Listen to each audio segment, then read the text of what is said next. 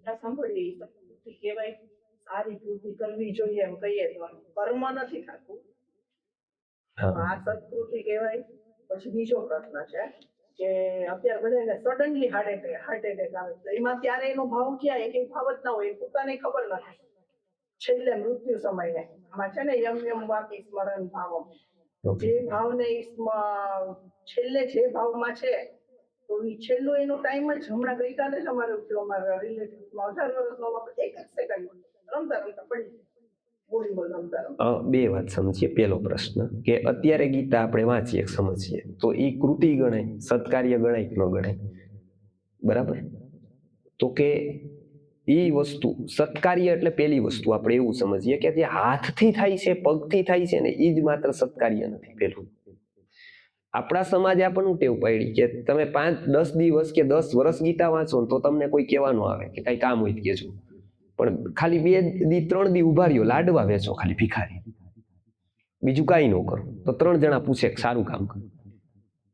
બરાબર. કેમ કે લોકોને લાગે કે હાથ પગથી થાય ને જ કામ હોય, કેમ કે મનનું તો કેદુનું પૂરું થઈ ગયું છે, તો એ તો એને સમજતો જ નથી. કાંઈ ફિઝિકલ જેટલું થાય ને એટલું જ બધું લોકો સમજે કે આ સારું. પણ પેલી વસ્તુ કે મન ઉપર જ્યારે કામ કરો છો, ગીતા વાંચો, એ સૌથી મોટું સત્કર્મ છે. બાય પ્રોડક્ટ જ્યારે થશે એ શરીરથી થશે, જ્યારે અહીંયા ઉતરી જશે ત્યારે જે શરીરથી થશે ને એ જ સાચું થશે. ખાલી શરીરથી થશે ને એમાં એનો હેતુ બીજો હશે, જોજો. એ બીજું કાંઈ નહીં કરી શકે ને કાંઈક આવું ઉપાડશે, પણ એનું તમે અંતર્ગત જોશો ને તો છેલ્લો છેડો ક્યાંક રાજકારણમાં, ક્યાંક પદમાં, ક્યાંક પ્રતિષ્ઠામાં, કેમ કે વ્યક્તિએ પોતાના ઉપર કામ જ નથી કર્યું. સેવાનો ભાવ એટલો સહેલો હોત તો ગીતાનું આટલું મહત્વ જ ન હોત વાંચવા. તો એવું જ ન કહેત કે ભાઈ કૃષ્ણ શું કામ, એની પાસે કઈ કામ ઓછા નહોતા, એની પાસે રાજ્ય હતું બહુ મોટું, એટલે એની પાસે કામ મૂકી, એ બધું મૂકીને આમાં શું કામ પડે? ન કર એમ ન કે આવું કઈ જરૂર જ નથી. આપણે ભિખારીને જમાડો, આપણે અન્નક્ષેત્રો બનાવો, આપણે કૂતરાને લાડવા નાખો, આપણે ચારો, એટલાથી જ પૂરું થઈ જાય. હા, એ જરૂરી છે, પણ લોકોની તકલીફ ક્યાં પડે ત્યાં અટકી જાય છે. એ બધા કેજીમાં જ રહી જાય. બધા કે કેજી બાલ મંદિરમાં લાડવો નાસ્તો મળે, પણ કોલેજ વાળા એવું વિચારે ખારું લાડવા મળતા નથી. મતલબ એને હવે પીએચડી નું મહત્વ નથી સમજાણું, એમએ નું નથી સમજાણું, એમએ ની ડિગ્રી એને શું કરાવી આપે. અત્યારના સોશિયલ વર્ક બધા છે ને બાલ મંદિર છે, ત્યાં કંઈક મળે આવું બધું, એટલે લોકો એમાં ને એમાં જ રહીએ બીઝી, પણ જ્ઞાનને ડિસ્કાર્ડ કરતા છે. એને એમ લાગે કે આ તો કોઈક બીજા માટે, મારા માટે નથી. ભણવાનું નહીં, બધું બીજા માટે, કામ કરવાનું બીજા, મારા માટે નહીં, હું આટલું બધું કામ કરું છું. પણ એ નહીં, વ્યક્તિને એકવાર એ સત્કાર્ય કરતા કરતા કરતા જો વિકાસ નહીં થયેલો હોય ને, એને એમાંથી જ અહંકાર આવશે, એમાંથી જ ઈર્ષ્યા આવશે, એમાંથી જ દ્વેષ રાગ ઉભા થશે, કેમ કે એને મગજ ઉપર તો કઈ કામ જ નથી કર્યું. એટલે ખાવું જેટલું જરૂરી છે એટલું પચાવવું જરૂરી છે. અહીંયાથી આપણે જે ગીતા વાંચીએ છીએ ને, પાચન શક્તિ મજબૂત કરીએ છીએ. અને પછી એવું નથી સત્કાર્ય, પછી જે થશે ને એ સત્કાર્ય થશે. પછી કોઈ એવું લેબલ નથી કે તમને ભિખારી મળે તો જ સત્કાર્ય થાય. પછી જે કરો ને એનું પ્રભાવ વિસ્તરતો જશે, પછી એ પ્રેરણા સ્થાન બનતું જશે. અને સૌથી વધારે જે વસ્તુ છે ને એ પ્રેરણાની છે.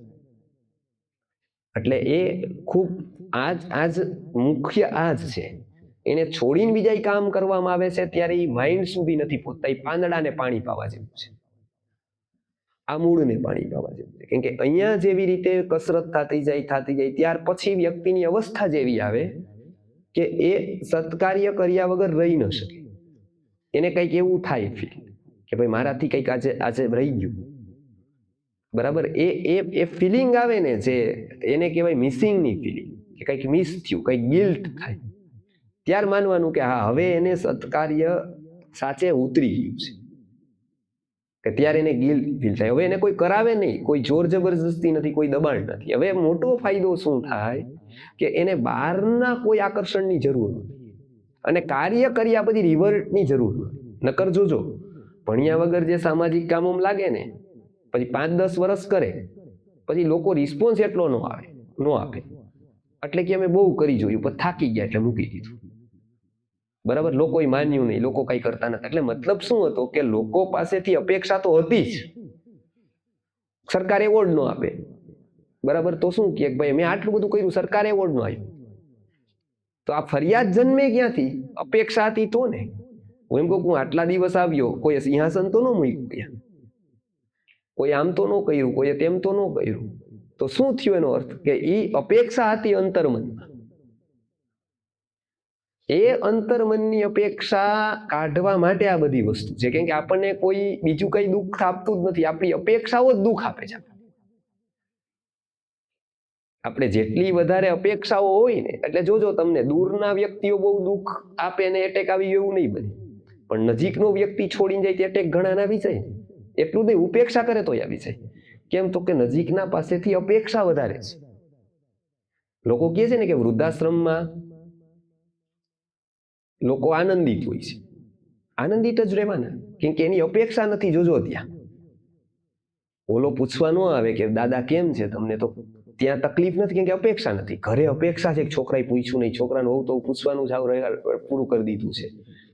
બરાબર? હવે આ એના મનમાં જે વિચારો હાલે ને એ ઘરે ચાલે, પણ વાં ન ચાલે, કેમ કે એમાં અપેક્ષા નથી એની ઓલા પ્રત્યે.